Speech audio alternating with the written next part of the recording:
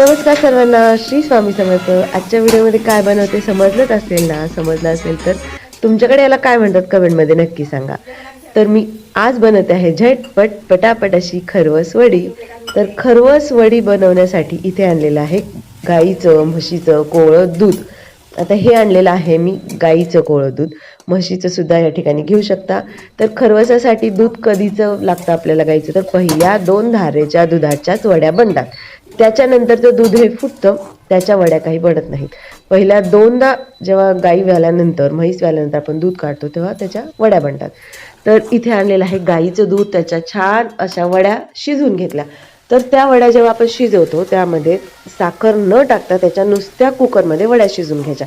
कुकरच्या डब्यात ते दूध ठेवायचं, ज्या पद्धतीने भात शिजवतो त्या पद्धतीने नुसतं ते दूध 4 शिट्ट्यामध्ये शिजवून घ्यायचं।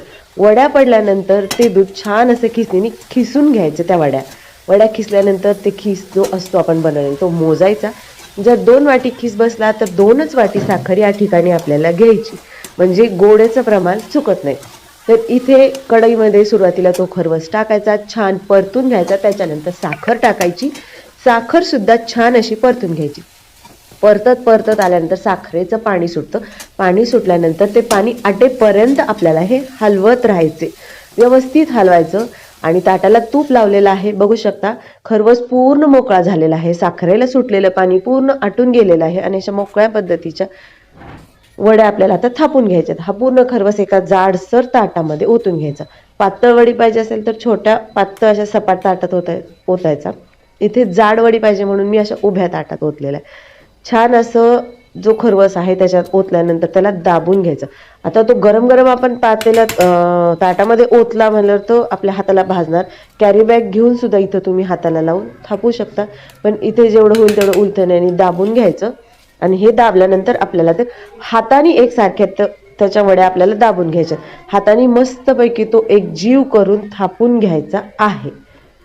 आता इथं बघू शकता, आता हे उलथण्याने मस्तपैकी दाबून घेतल्यानंतर आपल्याला त्याच्या 10 मिनिटं ठेवून त्याच्या वड्या पाडायच्यात। ओल्यातच वड्या पाडायच्या आहेत, जास्त सुकल्यानंतर त्याच्या ओढ्या पडत नाहीत। हाताने मी व्यवस्थित एकजीव करून घेणार आहे आणि 10 मिनिटानंतर याच्या वड्या पाडणार आहे।